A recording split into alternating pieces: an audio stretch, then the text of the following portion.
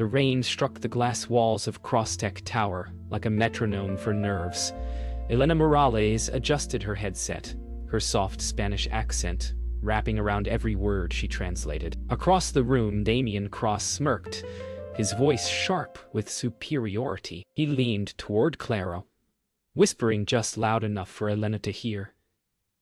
"If we're paying her this much, she'd better speak English properly." The room chuckled, polite but cruel. For a heartbeat, Elena froze, every drop of rain outside echoing in her chest. But then she looked up, eyes calm, steady.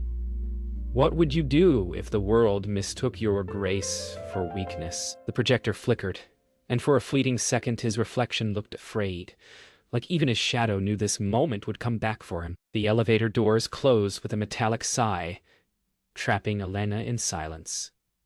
The world above had just mocked her voice, the one thing that had carried her through continents and hunger. She leaned against the mirrored wall, breathing slow, her reflection trembling.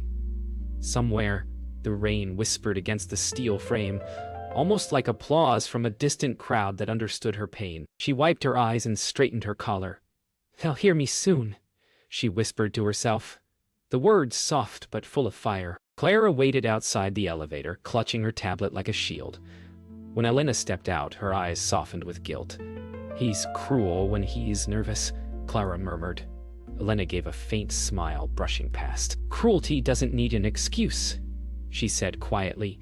Outside, thunder cracked, as if echoing her words. Upstairs, Damien poured himself a drink, the city glittering beneath him like his own reflection. He laughed again, alone this time, his arrogance hollow. But as lightning flashed, his smirk faltered. For just a second, he thought he saw Elena's calm face reflected in the glass, eyes full of unspoken challenge. He turned away quickly, muttering, "She is just an interpreter." Later that night, Elena sat by her window, the rain still whispering. Her brother's old voice memo played from her phone. "Your voice is your weapon, Hermana. Never let them silence it." She looked out at the lightning-scarred sky and smiled faintly. The city hummed, unaware that something quiet had just been set in motion. The start of her rise. Morning sunlight crept through Crosstech's glass atrium, washing away the memory of last night's storm, but not the sting of humiliation. Elena walked through the lobby, chin high, ignoring the glances that trailed behind her. Clara intercepted her with 2 coffees and a hesitant smile. "You didn't deserve that," she said softly. Elena took the cup, her hand steady.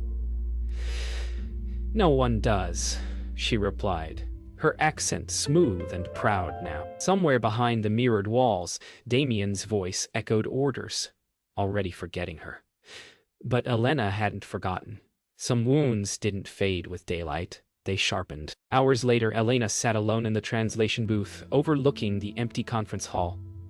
The silence was her companion, the only one that didn't judge her accent. She replayed Damien's words in her mind, each syllable like a bruise she traced until it hardened into resolve. Her brother's voice message played again in the background, calm and rhythmic. "Your voice is your weapon." She closed her eyes, whispering back, "Then it's time I use it." Upstairs, Damien barked orders over his phone, striding through the executive floor like a man born to command storms. "We'll need full translation support for the global summit," he said, not even glancing at the staff around him. Clara followed with her notepad, her eyes flicking toward Elena's empty chair. Damien's words were sharp, confident, but there was a tremor, a small crack forming behind his polished tone. Even pride can smell fear, and his was beginning to show. Victor Lang arrived that afternoon, calm, elegant, and observant. Investors treated him like royalty, but his eyes searched for the woman Damien had humiliated. When he found Elena at her desk, he smiled gently. "You speak 7 languages?" he asked. She looked up, surprised but proud. 8, she corrected softly. He chuckled, impressed. "Good, you'll need all of them." For the first time, she felt seen, not as a translator, but as a force. That night, as the city pulsed with neon and rain again, Elena sat at her kitchen table, surrounded by notebooks filled with translations, each page a heartbeat of purpose. Her laptop screen glowed with global investor profiles. She whispered every name, every company, every tongue, Japanese, French, Hindi, Arabic, letting each syllable flow through her like music. The rain outside turned into rhythm, and for the first time she didn't feel mocked by her voice. She felt armed by it. The night before the summit, Elena worked under the dim hum of her apartment lamp, her voice flowing through the quiet like a song. Only she could hear. Every phrase, every accent, every intonation. Perfect. Across the city, the skyline flickered like a challenge. She remembered her childhood, translating for her mother at the market, learning English from the kindness of strangers. Now, every language was a weapon, every word a seed of victory. Sleep never came, only focus sharper than the rain tapping her window. At Crosstech headquarters, Clara slipped into Elena's office with a quiet urgency. "He's planning to cut your slot from the summit agenda," she whispered. Elena paused mid-translation, her pen still in the air. "Then he'll have to listen," she said calmly, a spark of defiance lighting her eyes. Clara handed her a flash drive. Investor data, all languages. For the first time, Clara looked at her, not as a subordinate but as an ally. As the hours passed, the two women worked in secret, translating, rehearsing, preparing. Clara printed notes in Japanese, while Elena practiced Mandarin pronunciations under her breath. Between every sentence, they exchanged small smiles, the kind that form between those who have chosen courage over fear. Outside the glass walls, the city buzzed, unaware of the storm gathering in silence. Damien paced across his office, the skyline behind him glittering like the crown he believed he owned. He spoke into his phone, dismissive and assured. "Replace her. We need someone with Polish." But Victor Lang, seated calmly across from him, didn't look up from his notes. "No," he said. "Keep her on the list." Damien froze, surprised. "She's not your usual interpreter, Mr. Cross. She's your mirror. And you're not ready for what she reflects." As dawn rose, Elena walked toward Crosstech Tower, her reflection following her in the glass doors. Her heart beat fast, not from fear but from purpose. She had rehearsed every language, every speech, every emotion. Today, she would no longer translate for others. She would speak for herself. Would speak for herself. The city's first light touched her face, and in that glow, she became something more than the woman they mocked. She became the voice they would never forget. The investor summit began beneath the blaze of stage lights and ambition. Rows of polished shoes, glinting jewelry, and restless murmurs filled the grand hall. Damien Cross stood at the center, his voice sharp and controlled, slicing through the crowd like a practiced blade. Elena waited at the translation booth in the back, headset in hand, her heart steady. Every word he spoke echoed arrogance, but her silence held a deeper power. She glanced at the global delegates seated across the hall. She knew their languages, their rhythms, their worlds. They didn't know her yet, but they soon would. Halfway through Damien's presentation, the big screen behind him flickered, a technical glitch. Confusion rippled through the room. Damien frowned, tapping his earpiece, snapping at the crew. The investors exchanged puzzled glances, their translation feeds suddenly silent. Panic crept into Damien's confident tone. He turned toward the booth. "Fix it," he barked. Elena removed her headset and stood slowly. Every eye in the hall turned to her. The air changed, like a chord about to resolve. "Allow me," Elena said, her voice cutting through the silence like music. The room froze. Then, without hesitation, she began, in flawless Mandarin. The investors from Beijing leaned forward, astonished. Her tone was confident, fluid, beautiful. When she finished, she switched seamlessly to French, her accent melting into elegance. Then came Russian, smooth and sharp, each syllable precise as glass. Damien stood motionless on stage, his jaw tightening. For the first time, his empire trembled, not from loss, but from awe. As Elena moved from language to language, Arabic, Japanese, Hindi, the hall filled with the rhythm of connection. Every word landed like a spark. Delegates clapped mid-sentence, their applause overlapping like thunder rolling across continents. Damien's composure fractured, sweat beading along his hairline. Victor Lang watched him carefully, then leaned to Clara. "The voice he mocked is the one saving his company," he murmured. Clara smiled softly, eyes glistening. "And he doesn't even know it yet." The applause roared like a wave that wouldn't stop. Elena bowed her head slightly, a small, genuine smile on her lips. Damien stepped forward as if to reclaim his moment, but the investors were already surrounding her, shaking her hand, speaking her name in 7 accents of admiration. For the first time, Damien was invisible in his own empire. Elena met his eyes briefly, not in anger, but in quiet understanding. He had built walls of ego, and she had walked through them with nothing but words. Silence followed the applause like a held breath. Elena stood at the microphone, the stage lights softening into gold. "Language," she began, her voice steady, "isn't a barrier, it's a bridge. But bridges collapse when built on arrogance." The audience leaned closer. Damien shifted on stage, unsure whether to leave or listen. "Respect," she continued, "isn't earned by wealth or accent. It's earned by understanding." Her eyes met his, not in vengeance, but in truth. For the first time, Damien Cross couldn't speak, and that silence was louder than his empire. When Elena finished, the hall erupted again, a sound like redemption made tangible. Reporters rushed forward, flashes bursting like fireworks. Clara wiped at her eyes, whispering, "She did it." Victor Lang stepped forward, shaking Elena's hand. "Brilliance doesn't need defending," he said softly. Across the room, Damien tried to force a smile for the cameras, but his gaze lingered on Elena, the weight of his arrogance pressing down like a storm cloud, finally giving way to rain. After the summit, Elena stood in the empty hall, the echo of applause still lingering like a heartbeat. Damien approached slowly, each step heavy. "You made me look like a fool," he said quietly. She turned to him, her expression calm. "No, Mr. Cross," she replied. "You did that yourself. I just spoke."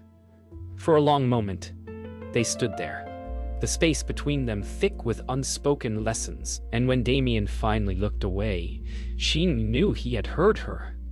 Not her accent, but her truth. Outside the building, the night air felt clean again, the rain gone, leaving only the scent of renewal. Clara ran after Elena, wrapping her in a sudden hug. "You changed everything," she whispered. Elena smiled softly. "No," she said, looking up at the clear sky. "I just reminded them to listen." The city lights flickered in reflection across her eyes. Not as a dream now, but as recognition. For the first time, her voice had weight, and it carried. That night, Elena sat by her window again, the city below humming in harmony with her thoughts. She opened her laptop. Hundreds of messages flooded her inbox. Job offers, invitations, praise. But one message stood out. "You reminded me why I started this company." It was from Damien. She closed the laptop, smiling faintly. Some victories didn't need more words. She whispered to herself, "Your voice is your weapon," and for the first time it didn't sound like advice. It sounded like truth. Morning light crept through Crosstech's mirrored walls like an uninvited truth. Damien sat alone in his office, the silence unbearable. The headline screamed his downfall. Interpreter outshines CEO at Global Summit. His empire wasn't collapsing, but his pride was.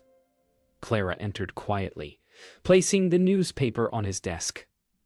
"She didn't mean to humiliate you," she said. Damien stared at the photo of Elena, smiling beside the investors. "No?" he whispered, voice heavy with regret. But she showed them what I never saw. Across town, Elena entered a sleek coffee shop for her first meeting since the summit. The air buzzed with admiration. Whispers followed her name like a melody. Victor Lang was waiting by the window, his calm presence a steady beacon. "You know," he said, smiling warmly. "You didn't just speak for yourself up there. You spoke for everyone who has ever been underestimated."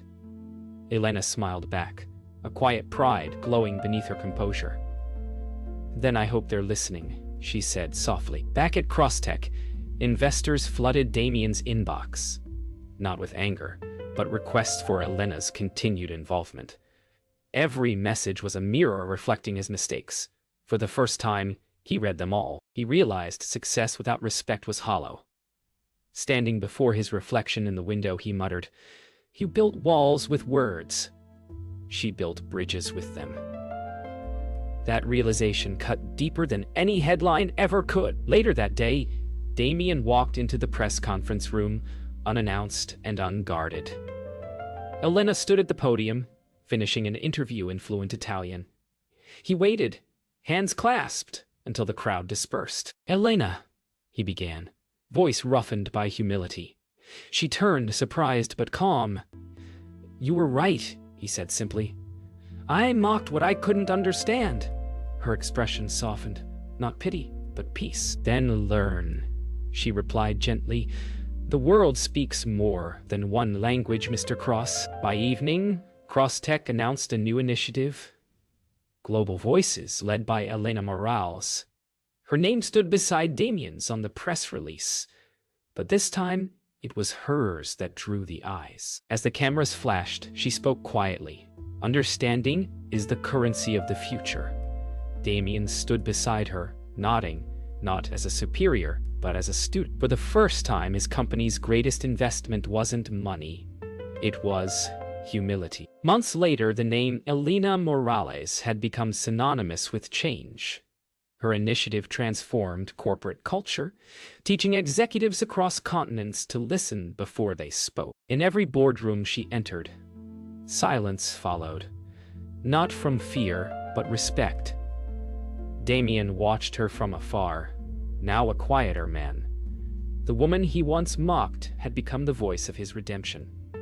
Some victories happen on stages, others happen in the quiet, where transformation settles like dawn, light after a long night. In Madrid, Elena returned home for the first time in years.